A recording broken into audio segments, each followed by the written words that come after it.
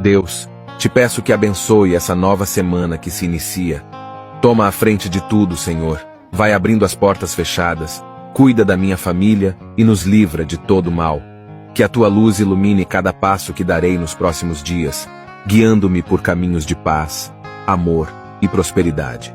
E nas adversidades que possam surgir, que a minha confiança em ti seja inabalável. Que a minha fé seja a âncora que me mantém firme em meio às tempestades, lembrando-me de que contigo posso vencer qualquer desafio.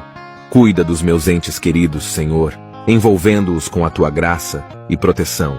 Que cada um deles seja abençoado com saúde, alegria e realizações.